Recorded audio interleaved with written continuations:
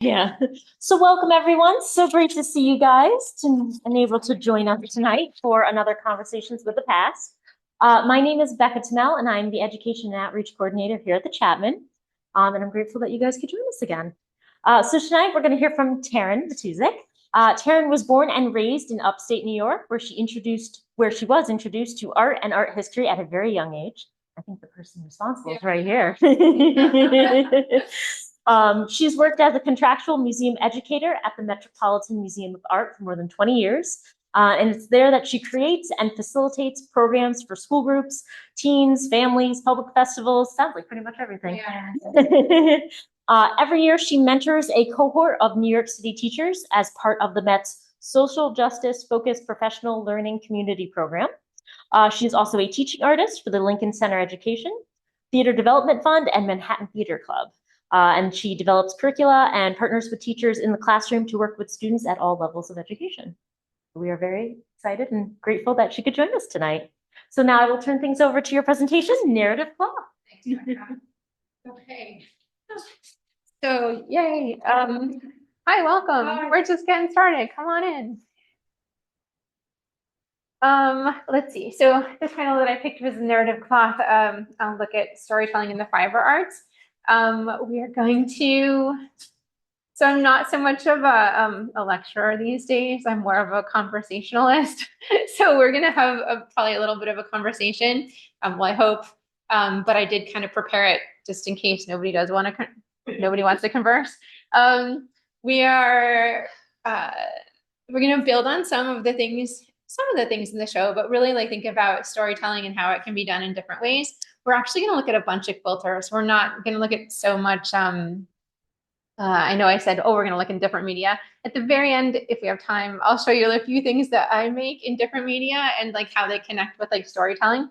But for the most part, let's just get started. So the quilt, I spent my time in the exhibition with like two main areas. I love objects, I love process. Are there quilters here? Yay, yay. Other fiber artists? Say it again? When I have time. When you have time, yeah, right, it takes a lot of time. Are there fiber artists? Yeah, so is knitting your primary medium? I'd love to learn to quilt, but I haven't had time yet. Cool. Time is time. No, but you know what? If we have time, I'll show you this. Like there's another contemporary quilter right now who's basically making quilts that are like this big. And they're super cool. And so like just it's about color and about shape and about improvisation. So like that for me at least I'd have time for, whereas like I don't have time for a big thing unless I have a community, which I tend to be a loner. But so let's see. So if we can move to the first slide. I forgot. Oops. I moved it on mine, but I didn't move it on yours. Okay, I'm holding it like a pen. There we go. So there's two places in the exhibition that I spent a bunch of time. One was with this, and the other was with the stories with the women talking who are part of the quilting guild. And this work, it struck me because this is the story of the community and how they would define like living in Glens Falls. In 1975, they probably made it 76. It's the bicentennial, right? And I promise that the reason that I loved this or spent so much time with it was not because of this. So this is actually the quilt square that my mom made for this quilt in 1976, 1975. And it's a depiction of our family. So it's my mom and my dad and me. Wait, which one is me? One with the blonde hair. That's what I thought. So I am with you. I gave you a hard time because I'm like, why didn't you put me with you? Okay, so me and then my sister and like that. You can see Darcy's is much more a baby carrier. Yeah. Anyway, so yeah, what I loved about this quilt was it was like even though people kind of worked in their own world, they were all kind of defining their experience within this shared space. And there were some themes that showed up, right? So like different buildings, different architecture in this space. And I was with Marie on the weekend who works here at the desk. And she's like, oh yeah, that place, like much more than I am at this point. Although I do have memories of being on that bike. although I don't have a lot of memories of childhood. Okay, so, and then define, oops, I keep doing the wrong thing. So the arts, right? The arts experiences in the town or in the city. And then leisure time activities. I don't know that they, well, Mom, did they get together and decide what you were going to do first, or did everybody just do their own kind of thing? Chose wrong. Okay, so no, did people tell you what they were going to do? I think they did, so that, you know, they weren't repeats. Okay. And then nature, and Marie and I in particular, we're enjoying this kind of like embroidery here of like all the different the colors of the fall. And then history, right? So there were kind of shared themes, even though everybody's having their own kind of like unique take.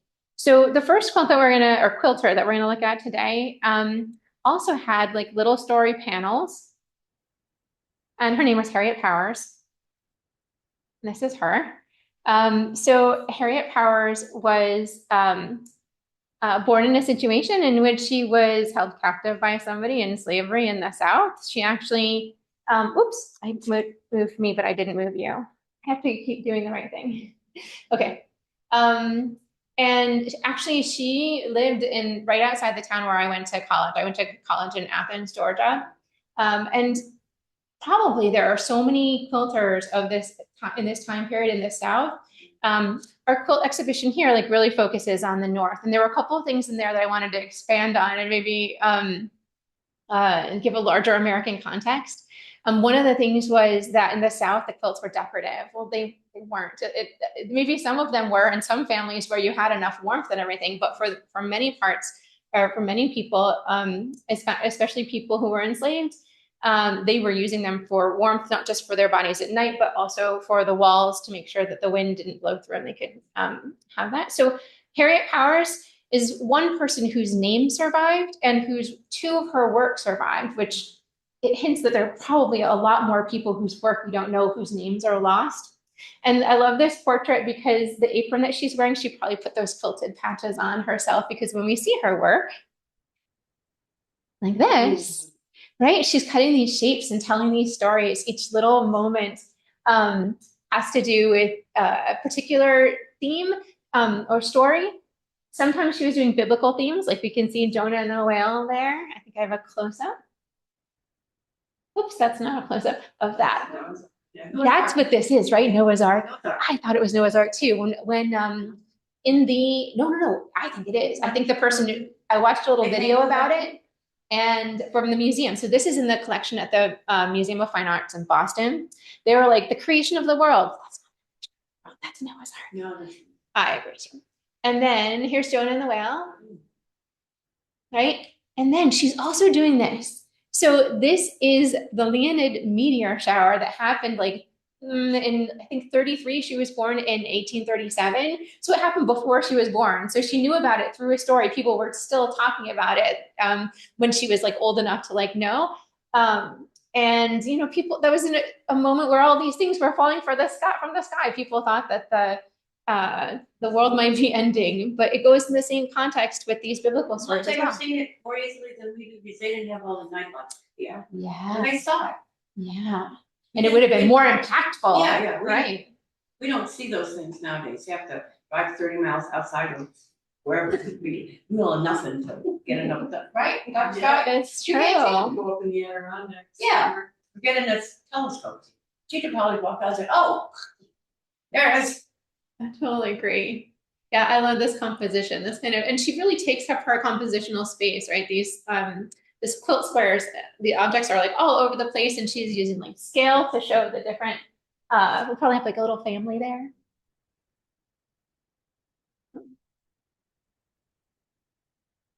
Oops, I'm going backward. How am I going backward? Oh, because I turned it upside down.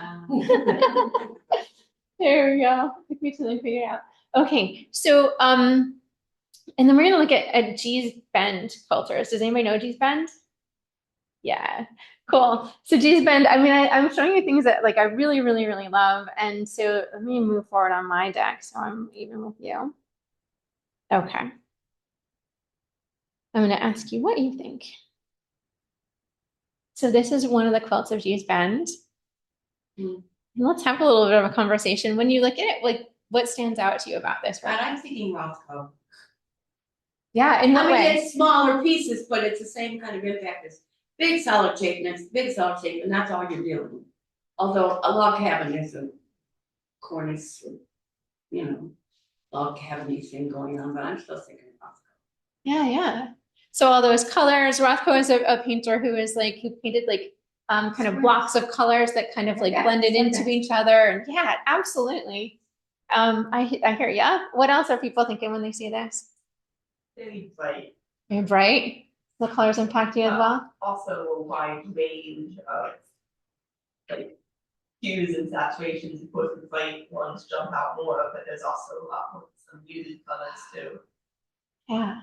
Let me clean this right there. Clean their scrap bin out. Yeah. So like they're using what they have, right? And some of them are nice and bright, and some of them are nice and pale. They're all nice. So this is the pattern is, and these patterns are improvisational, right? So there's they have the ones that are like this are the housetop. So there's the housetop pattern, and there's the bricklayer pattern, and then there's these bars that are kind of on the side. So they are creating these works in a way that is just what they feel like doing. So a lot of the works that we see in the galleries are like this is the regular kind of square. You make these squares, you make these squares that look like the same, and then you put them all together and you have a quilt. The quilters of Gee's Bend are whoops. Okay. Oops.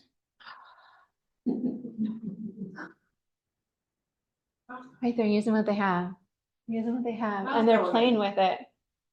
I feel like this reminds me of like Joseph Albert or something like that. Yeah, but these women Yes. hadn't seen it. And actually, this is 1963. It's a community where a lot of people share the same last name, but they're not related because again, the women who made these quilts, their ancestors were held in captivity and enslaved. And at one point in time, the person who owned that plantation decided that everybody who lived there would have his last name, and so he named everybody like that last name. Yeah. So this is Loretta Petway in 1963. I didn't say. This is from 1955. And also a Petway, well, Lucy Petway. Okay, I thought we'd like listen to their voices just for 2 minutes. I'm not gonna make you listen to too much videos that you can watch these videos at home. But still, I'd like us to be able to hear their voices, see their faces. What you're gonna hear here first is like an art historian probably say something, but he says something that I think is pretty cool. Then there's a woman who will is opening the exhibition. She's going to tell a story about one of the quilts and how that quilt like tells a story, since we're thinking about storytelling. And then you'll see one of the quilters.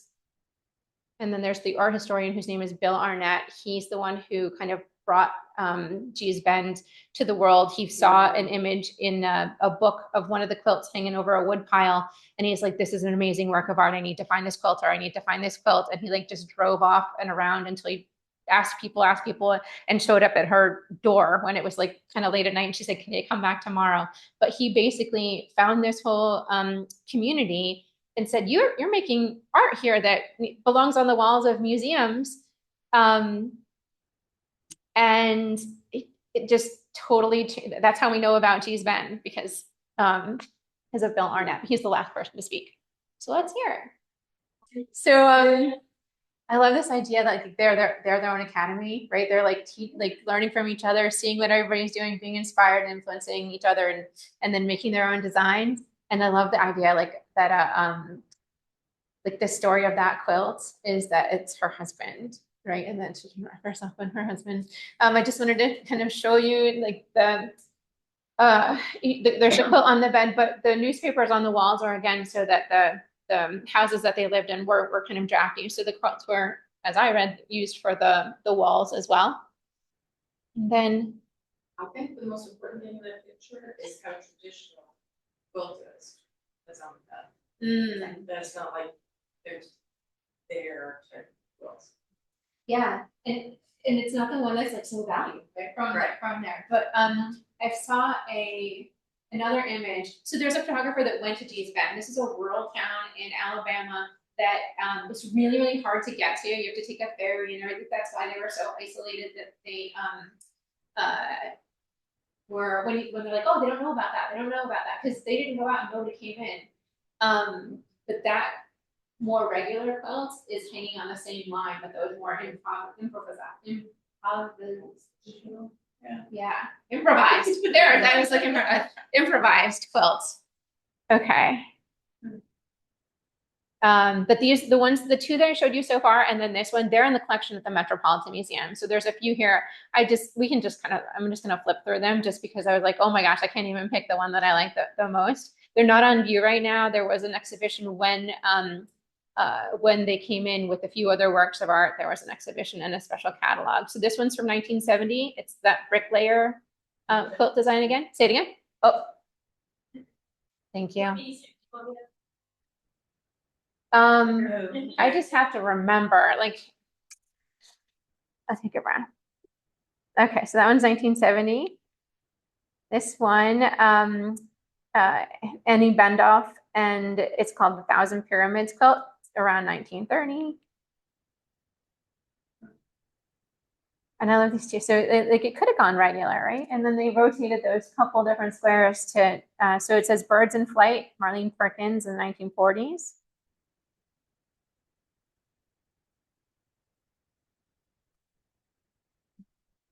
It's a basket weave. And then Jane Kennedy, 1973. Anybody having any response?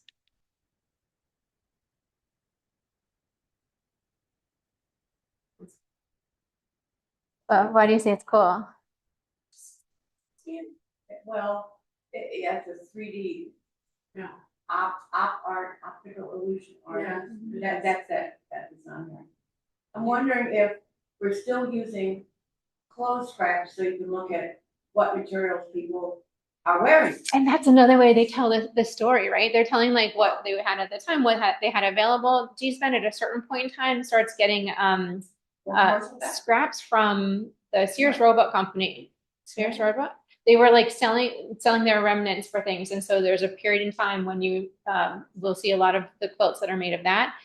There's a time when the people in the community had taken out loans and to do farming, and the price of cotton like fell so much, and the person who owned the company, the loan company, died, and so his wife said, let's collect all the loans. And they had nothing, and they went and just took everything they had, like the chickens, the this, the that, so they had like nothing. And the quilts during that period are, again, just the work clothes, whatever work clothes were available. This one I love too. It's the color choices, right? That even though the pattern is regular, the color choices are just making this wildness happen. And so this is from 1935. It's a log cabin quilt. And then this is a 2003. So the community is still working. They're still making their, working together as individually and then also together, making their work. 1930, Annie Bendoff. I hope some cooperatives getting more money to them than what they would get. You know? Yeah, no, they make a lot of money now. Oh, yeah. They're well taken. Like, there's another there. So if anybody wants the different, when not, prices. yeah. So once that gentleman like kind of like said, hey, you're making works of art, and they went on the walls, that they're. Oh. Thank you. Cool. So that's 2003, more modern one. Oh, yeah. Yeah, right. And this is the other one that Birds wild. It says Wild Goose Chase with Flying Geese Border Quilt. There you go. Yeah. And again, just to get the exterior of the houses, like this is what those houses look like. And now, like, you know, there are videos where they're like, oh, now I have this and I have this and I have this, and I never thought that I didn't know I was even making art, and now but the women traveled with when the first exhibition happened, they traveled with it. They brought them on bus to like speak, because everybody wanted to meet them too. Okay, so we're gonna move to Faith Ringgold.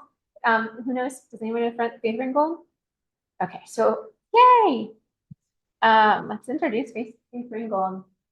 So this is so Faith Ringgold is an artist who she grew up in New Jersey, but then, or she was born in New Jersey and then kind of moved to Harlem and lived in Harlem. And she was born in 1930, so it's kind of like, you know, the end of the Harlem Renaissance, or like the latter period in the Harlem Renaissance. So she grew up with like lots of art around, lots of music and other painters and writers, and she knew she wanted to be an artist pretty early on. She had asthma when she was started when she was 2 years old, so she homeschooled a lot, and so she would draw and make things a lot. She wanted to go to City College to be an artist, and when she went there, they said art is not a major that's available for women. And so then her advisor said, why don't you major in education and then but you'll specialize in art. So it's education, but it's art. And so she did that. She was a painter, but when she would bring her work to the galleries, they would say, you know, we don't show women artists. We're not. And then that she was a Black woman artist here. They were like, no. So Faith Ringgold is somebody who was never deterred. And so what she wanted was to find a medium that made it so that she could her work would be portable. She could bring it wherever she wanted, and she could give talks. So she'd like ship her work like all over the country, or she'd just like put it on a cart and bring it around the city. And then she'd show up and she'd give talks about her work. This is a quilt that she made with her mom. Her mom was a tailor and a seamstress in Harlem. But this tells the story of the people, right? The people in Harlem, they all have like different expressions, but there's still kind of this like repeated pattern of faces and shown at different angles. Let's see. So let's listen to Faith for like a couple minutes, 2 minutes to listen to Faith. So I'll go forward. And we're looking at 255. And she talks about, here we go. At 255, she's going to tell you like what kind of moment when she first decided to do these story quilts. So, and that was her big thing. Like she said, you should create from your experience. Like, right. So you should make art that's about you and about your life, not try and tell someone else's story. So she really got involved in her own story, her own stories to tell. I'm going to go back one. So this one is also in the Metropolitan Museum of Art. It's called Street Story Quilt. It's actually 3 panels and it's 3 different moments in the same building. So you move through time as you move from left to right. And the first panel is called The Accident. The second one is called The Fire. And the third one is called The Homecoming. And the stories are written in the little white spaces above the windows. And it's handwritten on the quilt. So there's some parts that are like stitched together like little pieces like a quilt, and then there are some parts that are hand painted, some parts that are like handwritten, but they tell a story. And this focuses on a character named AJ, and AJ has a lot of negative things kind of happen in his life, but it ends up okay with his grandmother kind of like getting him on the right path. But it's also thinking about structural inequity and structural racism and why he's like having some of the experiences that he's having. It's a large set of 3 panels that takes a while to read. They just exhibited a couple years ago at the New Museum, and you know, I'm like reading every little kind of like moment, but it takes a while to like work through. Any feelings or any reactions? I'm just astounded because I guess, you know, like I've never thought of quilting in this way, you know? Yeah, it's like she invented it, right? Like I wouldn't have thought of it either. Like when I first saw her work, and it's, yeah, like I love the geometry of it, but then I love the kind of like breaking of that with all these like little figures. Let's see. So the next one, she did her story quilts in series. So this is a part of a series called, let me see, I think I have it here. It is called the French Collection, and there's 12 different story quilts. This is kind of an imagined scene of a quilting bee with women who are historical leaders in the the American community, all Black leaders. And so you have Madam C.J. Walker at the side, you have Sojourner Truth, and they're all working together, making a sunflower quilt. And Van Gogh is over here on the side, like holding his sunflowers and everything. And it goes around and it tells like about each of the women, but it kind of like makes up a story as if they were what was happening at that quilting bee. And she's invented a narrator to kind of tell that story. This is an Oprah Winfrey's collection. Oh, really? Yeah. Imagine that, wanting to have a bunch of Black female leaders in her collection. And then Faith Ringgold also, so this is from a what is it, series called Women on the Bridge. And so this is number one of 5, and it's called Tar Beach. And so she was thinking about, again, she makes up a story about a brother and a sister, and kind of like freedom is what the kind of theme of the story is. But she's also thinking back to her own life and her own lived experience, and going up to the rooftops on the summer nights and laying out, and the adults kind of like playing cards or having food and just kind of like looking up at the stars. But there's kind of a figure up at the top that is flying, and that's kind of this metaphor that exists in a lot of African American literature about flying to freedom. So, and again, she's got her part going too, but then there are the sections that are the story. Okay, so that's Faith Ringgold and how she invented like the story quilt and what it looks like. Anybody know Visa Butler? Okay. Okay, so Visa Butler is a contemporary artist. Faith Ringgold just passed like within the last few years. Visa Butler is an artist who's working today. And what she does is she takes historical photographs. She started off with family photographs, but let me take one step back. So she wanted to be an artist. She went to Howard to study art, and was a painter. And at a certain point in time, when she was pregnant, the paints were making her sick. So she was looking for something a medium to work in. So she moved to cloth for that reason. She works from archival photographs and, as I said, like family photographs. This is one that she did called what is it called? The Warmth of Other Suns, and it's about the Great Migration. And so the photos themselves are in black and white. This is like 2 photos that she kind of combines the details of, but she's also bringing in her own family story of migrating from the south to north. Her mom is from Louisiana. Her dad's actually from Ghana. But so her mom's family has a migration story. But she wants to show earlier, not necessarily contemporary, although she does do some contemporary like portraits of figures, but she wants to show like the images of Black people in earlier times, but like really decked out, looking fine and looking proud, like showing them their best selves.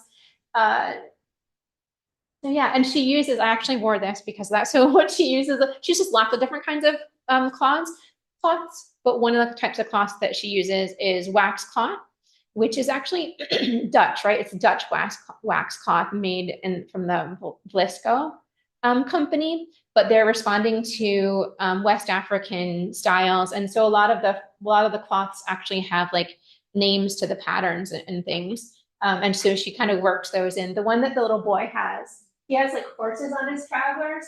And that the kind of like saying that goes with is something along the lines of like the fastest like wins the race or something along those lines.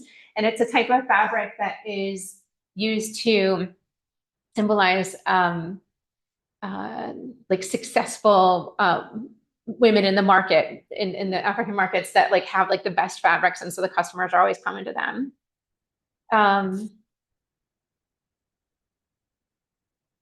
Yeah, let's listen to Visa Butler for a second. And it's 25 to 2:33. And we'll get to see her process, and we'll get to see the quilts like up close, which is like really amazing. She's gonna live on. So there's lots of documentation that you can see of her actually working. So she works with her, she gets the photograph, she traces over it, like drawing her like image. shapes, and then works with the values that are in the black and white photographs and chooses the fabric. She thinks about the colors and what story do I want to tell about this person, right? Because the black and white photographs, there's no color. So she thinks, is this a person who is like powerful? Oh, maybe I'll go to reds, or is there sadness here that I want to go to like blues? But she's really thinking about how I can tell the colors. And she doesn't just use wax cloth. Some of the things have like lace or velvets or different kinds of materials that are in there. She lays all the fabric on top of the surface for the background of the quilt, and since she has an overhead sewing machine thing. So you see her for like hours just kind of like going over the outlines of all the different spaces. She's in her house, like her family only has like the kitchen and maybe their bedrooms. Everything else is like taken up with her work. But she's doing some amazing work, I think.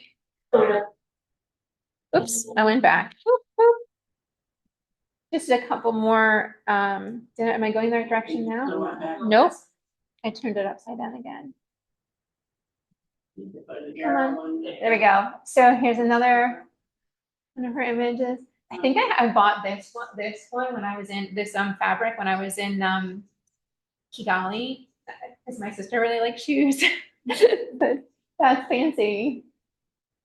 Right, and these are all really relatively recent, like 2018, 2019.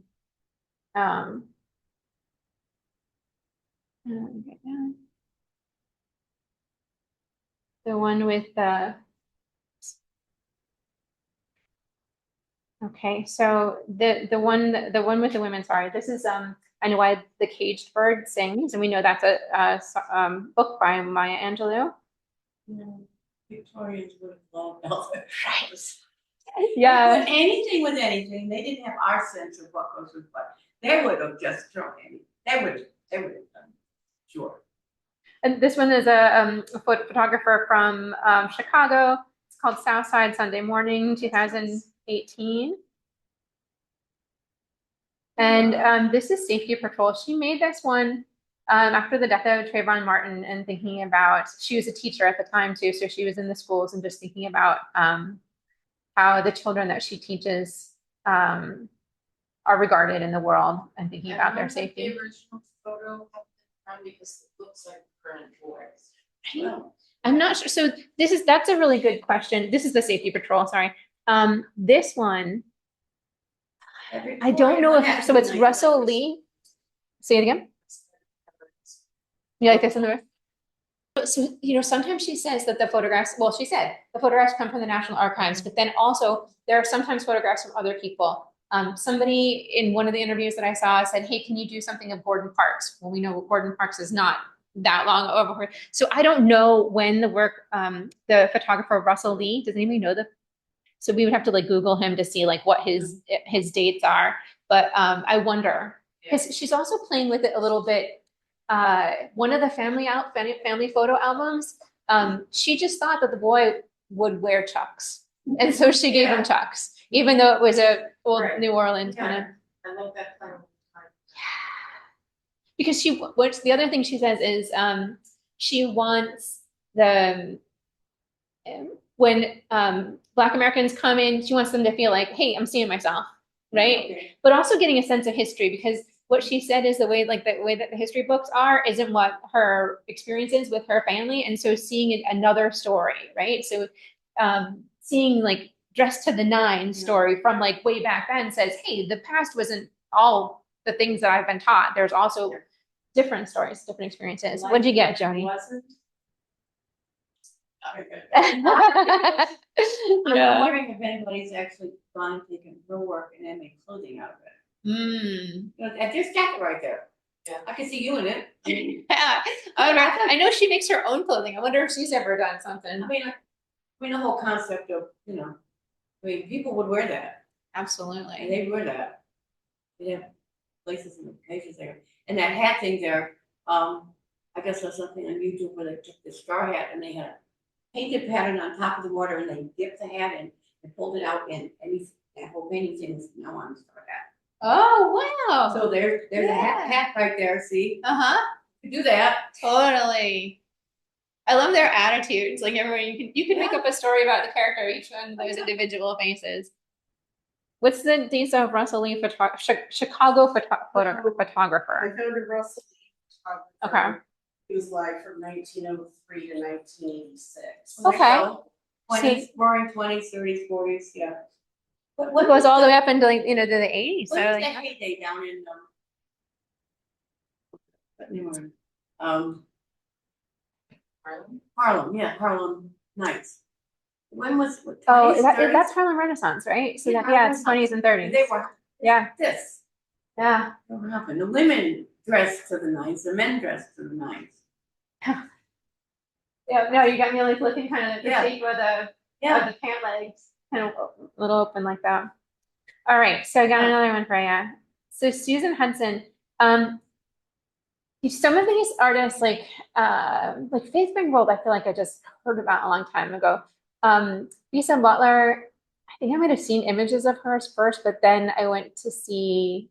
I've seen a few shows of or a few of her works like in quilt shows. Like but I didn't see her. She had a one-person show that was like all her work. There's a book that is the catalog of it. Susan Hudson. So I just went to in the spring. There's a fiber place. There's a fiber center called Tatter. It used to be called Tatter Blue, I think, but it's in Brooklyn. And they do a lot of like online classes and things like that. And so what they had was the People's Quilting Bee. And it was, I think, a series of like 6 different lectures taught by 2 quilt historians. And then they would have different people come in every like few weeks to kind of give a talk or whatever. And they actually had somebody who'd written a book about Gee's Bend. Susan Hudson was also one of the quilters who came, and I'd never heard of her. I'd never seen her work. She is a working artist today. Oops.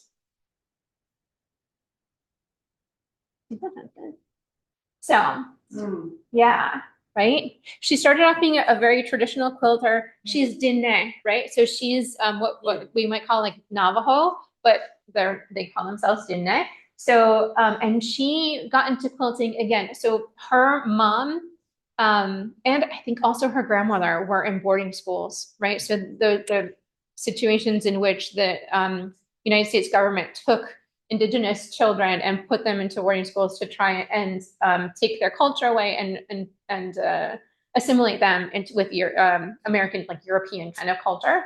And so they learned to sew then. And so she learned quilting from her mom. And she was making quilts, like just really nice star quilts that you would mostly Plains people make, but she was selling them at fairs and everything like that. And a senator from Colorado, I think, said to her, "Why don't you do something that's like more your story, like more about the things that you want to share, the things that you need to tell. These quilts are nice, but I think that you got more in you." And so she started being inspired also by another Plains people art form, which is ledger art. So ledger art, I think I have the next one. So ledger art are these ledgers these ledgers were brought in during the time that when the United States government was really kind of controlling resources on the reservations. And so the Plains artists would like use the ledger books and make drawings that told their history. So she's taking that art form and turning it to a quilt. So you can see the lines of the ledger book, the page number of the ledger book. This work is called 29 Warriors, and it's an homage to, or it's the story of the Navajo code talkers during World War II. So 2 of whom I think were her grandfathers, and honoring them for saving the lives that they saved during that time, but using kind of the style of the ledger drawing. We can hear from her for a couple of minutes.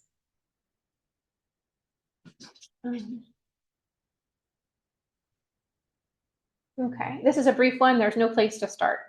Okay. Right at the beginning. So Susan has like an agreement with any museum who buys her work that her descendants can go see it anytime.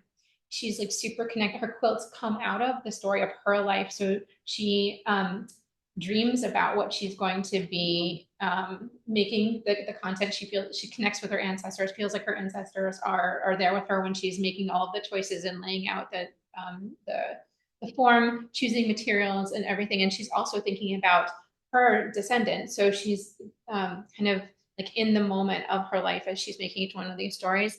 And she wants to tell a lot of, she has like a series that she tells the story of the boarding schools in many different ways. So this is the beginning of the end. And remember, like this is the boarding schools were an attempt to end something, to end a culture. So the fact that like her culture has survived in her, the stories have survived in her. A lot of the adults who were in these boarding schools don't want to tell about the stories because they were so traumatic. But you know, she has these like 3 kinds of like panels. With the kind of arrival, and then when they enter the schools, you're not allowed to speak the language. They cut their hair, they change their clothing to be European or American style clothing. They gave them new names, so they weren't allowed to say they had a different name that was like written on them. And then she's talking about the people who were in her family who experienced that. And Indigenous children want to know why. And similar to the way that Faith Ringgold writes on the quilts, right? So she's written the text that the story that she wants to communicate is written on the quilt.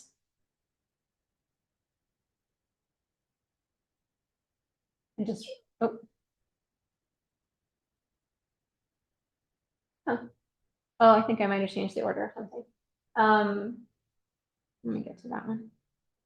So this is a long walk of my ancestors coming home. And again, I don't have the date of this, but I think it's around 2018, 2019. So this is a contemporary series. Oh, this was the one that I thought that was out of order. So you can kind of just see the text.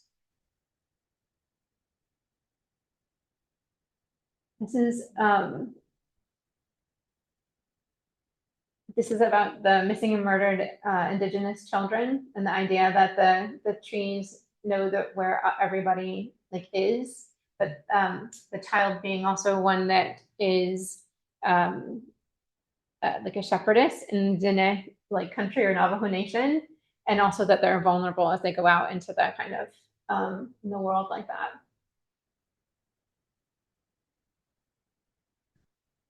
And then this one is MMIW, which is Murdered and Missing Indigenous Women. And she has these kind of like little clothing that they wore because they would hold the stories of the people, right? So they're gone, but the clothing would still be the story of the person. And there's text on this as well. So I'm continuing, but I just wanted, we have not as much time as, I mean, I kind of thought it would go long. It is a little bit long. We have about 7 minutes before 8. I'm just going to show you a couple more things, and then if there's anything that you want to chat about or share your responses to.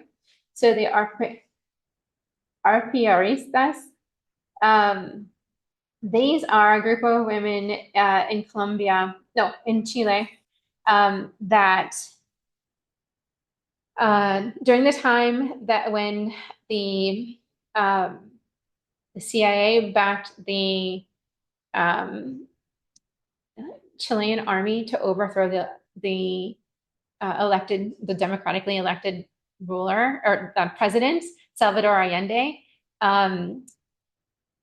Pinochet took over and he started like taking people, just taking mostly men. And the women were trying to find out, what happened, and they were, going to the prisons and going to the government, trying to find out what happened.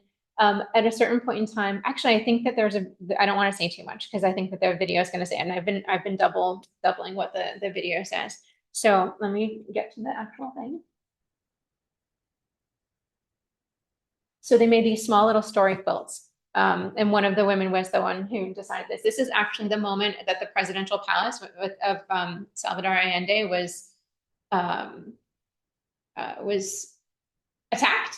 And so all the panels are, they're pretty small. They're about this. And they are layered fabric, but they're little pieces that are appliqued onto the surface. And I think that I have, no, I think it's going to be a little bit. So this is the moment after everything happened. And they're burning the books that are the ones that were said to be against Pinochet. So what happens is the women kind of come together in communities who have the same stories. They're first getting even the courage up to like make these quilts that show the stories, because what Pinochet has done has like cracked down on any information getting out. And the Roman Catholic Church starts organizing these like workshops where the women will get together and make these things, and they smuggle them out of the country. And so the way that the rest of the world starts knowing what's happening in Chile are these little works of fiber art that other fiber artists in other countries are receiving through this kind of like network. And there's different kinds of things. At a certain point in time, there are little kind of rules, like you're going to depict the mountains behind because that's going to represent Chile like every time. And they might when they get together for a workshop, they might choose a particular theme that they're going to work on, and they would work on the themes. But at a certain point in time, the government caught on and they made it illegal. It was made illegal to have one of these in your possession. So here they're trying to, this is like while the dictatorship is in full swing, it went for almost 2 decades. And it's saying, so these women, you can imagine them trying to communicate with people that they don't know what hope care.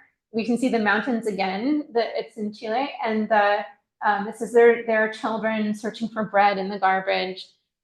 We don't have water in our houses. So, but they tend to be these little figural pieces. Sometimes they're 3-dimensional that kind of like stick out, but telling the true life stories of what's happening in the moment. And again, the women coming to the prisons to try and find out what's happened. There were about 3,000 people who died during this time, but like tens of thousands of people who were tortured by the government. Again, you can see the mountains in the background with a little bit of snow on them at that point in time. And here, sitting for a dinner, but their person is missing. So the question mark starts to stand in as a symbol for the person who's gone. Political circumstances and everything. But yeah, any thoughts? Brave women. Yeah, because in the beginning too, they were like scared to even like do anything. And so it was really hard for her in the beginning to try and like get a community. But yeah, the fact that they got their message out there was part of it, maybe not directly, but it's so the world knew what was going on. There could be pressure that built up. I also read that sometimes in the same way with the Gee's Bend quilt, where they were using the clothing of the people, sometimes they were using the clothing of the person who was missing, their loved one who was missing. Okay, so the last one before I say a couple oops. Oh, I did want to say, so there's a contemporary artist now who's still working in the arpiera art form, but they're still working with social injustice. So this is one about like water and climate. Her name is Victoria Diaz. Okay, our last one is these embroidery, what are they called? Reverse applique. Small little quilts. But these little quilts, they actually go on the, can you just do a quick refresh? Is that doable of the slides? I did add something. Location wise, first of all, they are, yeah. So they're the way the shirts are is like they have a panel here, they have a panel here. The Guna people live off of the coast of Panama. Again, pretty isolated, so they were kind of able to maintain their own culture and their own style. They did have like missionaries come, so there's different categories of these tiny little quilts. There are some that are like abstract designs. There's some that tell like maybe things about nature. There's some that tell biblical stories. There's some that tell like their own like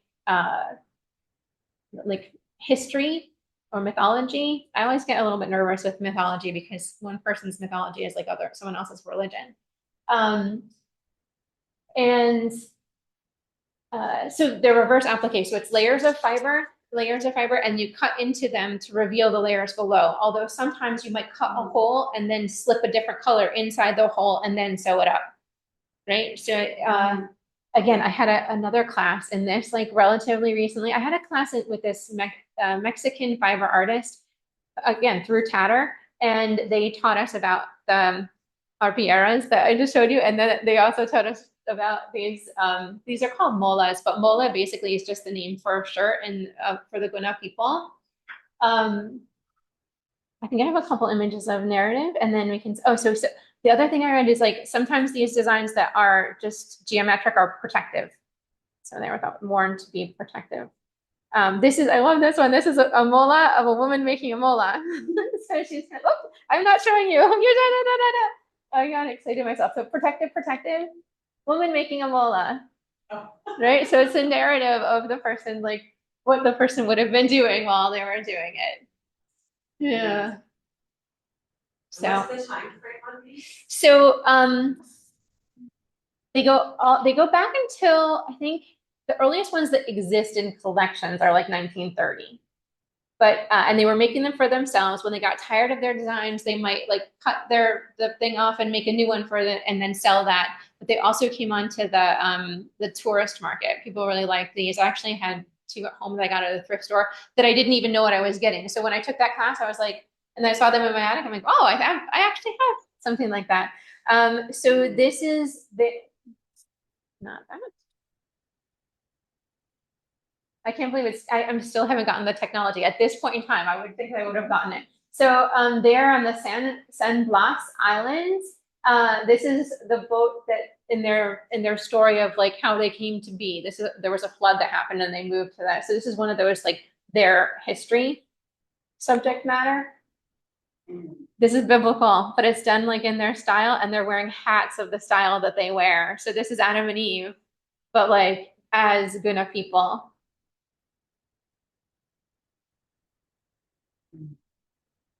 Nativity, yeah, or with the angel and Jesus and the. This is one that was made is about like voting, right? And then here's fishing. It's a story about fishing with the humans fishing, but then the turtles also fishing. And then this one, they also do popular themes like Spider-Man, right? So they're doing everything, and but you can see I like this too because you can see the layers of the quilts. And when you're cutting, so you can see the black layer they cut through, then they're revealing the back layer. I love this. This is like the women kind of making their chicha, their beer, like for ceremonial beer, and the cauldron. Oh, I did have one last thing. We won't talk about it much, but this is another type of textile that's a quilt that comes from India. The northern area, Bengal region, and then also Bangladesh in that larger region there. It's layers of fabric together and then embroidered. So what the layers of fabric are doing are giving you that kind of like overall texture there. But there's a lot of, I think they're really cool. Sometimes they're like radial in that way. They have a central like lotus blossom and then kind of story around the outside. It's like that leggy peacock up there. It's kind of funky. And there's a whole collection, like the museum in Philadelphia, the art museum in Philadelphia has some really awesome ones that didn't make it into my show. Oh, they're the last two ones. So this is, close your eyes. There we go. They were at the end. For some reason, my things are in the middle. But yeah, I love the wildness of this, and this is, so it's embroidery, but it's also quilting. So sometimes your stitches, I just took a class in this too from a British woman who has Bengali heritage, and she's kind of using the medium to explore her personal past. She works a lot with like maps and things like that of like where her people are from. But she said that Philadelphia had this collection and she showed us a bunch of them. But what you do, some of these stitches only go through that top layer and some go all the way through. And when it's quilting to get that surface, they do go all the way through. But I just think that's so amazing. And then the last one that we'll look at that's not me is, and this is, so you have Ganga, like the goddess who represents like the Ganges River. And then up top there is Krishna, like upside down, where you have like little bits of story. Sometimes the women will, it's kind of their own kind of free space to be. They'll put little details about their life. They might like put little, if you like scissors or like you're an embroidery, you might like make a little image of scissors, but they're very like improvisational. I did say that I would say something about other media. So what I did was like telling stories in other fiber media. I just kind of took a couple of things that are actually on my website. So this is weaving. They're tiny little pieces that are, they're really like, it's probably like, they're about like that big with the handle. What they are in Central Park, when they put up new fences or they take down no fences, they kind of take these little pieces of metal, they fold them in half and they twist them together and that's what holds the fence up. And then when they want to move a fence or whatever, they'll just like clip them and they'll go around. So I'll find these in Central Park and I just use them for like little looms. And make this is just a series that's like tiny weavings of the seasons. So we have like springtime, summer, fall, and winter. And so I'm thinking about like storytelling in terms of like the kind of like seasonal change through the park. Uh-oh. Yeah. And then embroidery.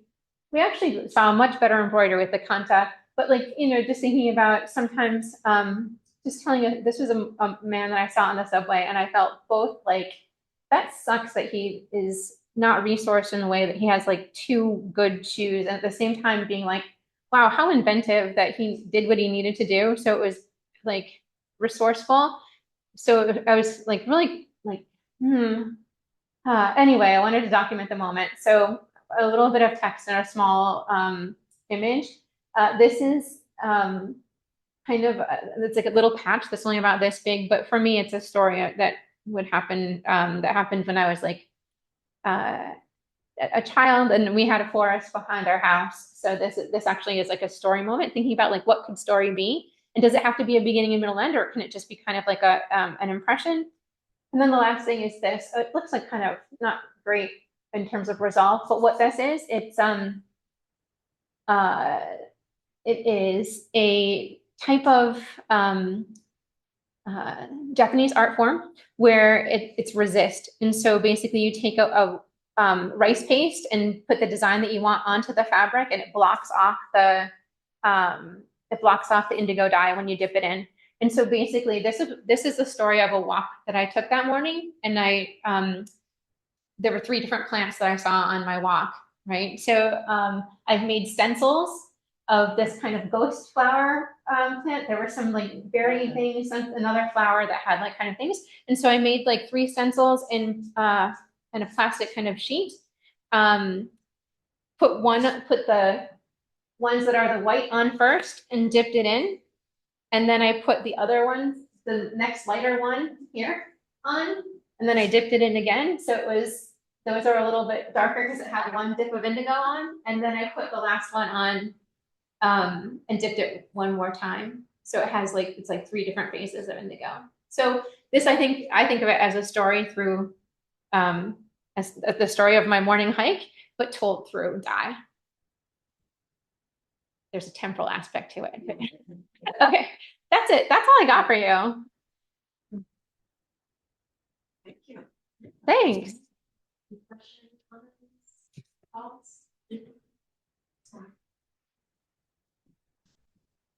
Thank you so much for coming, guys. The gallery where our stitch and tack exhibit is on display is open. If you guys want to pass through, feel free. Can I just ask, like, did anybody have a favorite of the things that you saw? I think I liked the life-size portraits of people, you know, where she took the old Lisa, her last name. Butler. But yeah, where she took like the old photos and kind of made them, you know. And why did you like that? I just feel like, I don't know, like I said, it just kind of makes them come to life. Thanks, Fred. Anybody else have a favorite? Was it too heavy? Because a lot of it was heavy. A lot of it was No. like storytelling No, that no, was no. like kind of No. like, hey, and there was trauma here, and there was trauma here. Okay, I was worried about that. I think a lot of work. Yeah. I like the Geez, Ben. Ben's ones. It just reminded me of those people were so humble about who they were, but their fabrics for their work clothes and their plain old clothes, you know, you don't need that quilt up there that has all the velvets and the satins and the thises and the that. That is, remember that we're talking about The crazy quilt. the crazy quilt in the corner, how the wealthy one would do, but the black slave would make the, that stuff. That I kind of like that, So when you look at the fabrics of that, I remember seeing a quilt in a show down in Binghamton, I think, where they had 100 years of quilting or 200 years of quilting, and they had a quilt there that was about, I think it was about the size of this wall, and the dates on the quilt were 1861 to 1866, and you know what Grandma was doing to get through the war. And it was huge, and it was tiny little squares, and you could go up, you couldn't touch it, but you could go there, look at this fabric, and look at this embroidery, look at this fabric. You know this is somebody's shirt and somebody's pants, somebody's clothes, and they didn't come back, the clothes went in. So I like the idea you get wrapped in, that was someone else talking. But I like that it was people's basic clothes, and they had just plain old stuff. And you can't help but think of the opposite side of that black slave woman is waiting on Missy, who wears the fanciest stuff out of Paris, and yet I like those clothes better. They're more real and honest, and that all that Thank you. So I was watching it kind of thinking, because I've been a quilter, so since I was a little kid, but a quilter, I started earlier in the 80s. And I was always a big subscriber to all the quilting magazines that were out there. And a lot of things that you read there, I'm like, oh, I've read that in the magazine, I've seen that, I've seen this, I've seen that. And then I'm thinking, most of those magazines are. So it's like, unless you're actually seeking something like on YouTube or coming to a lecture, or going to, getting that, just putting your mailbox to expose you to it. It's not. Like I've seen the ones of the Native American, the Indian things in the Indian schools, and I've seen PG, and a zillion times, and even some of the other ones. Like, so it's really familiar to me. It's like, it doesn't come in my mailbox anymore. Oh, yeah. Mm. Thank you. Did you have anything that you wanted to share? he wants to learn how to quilt.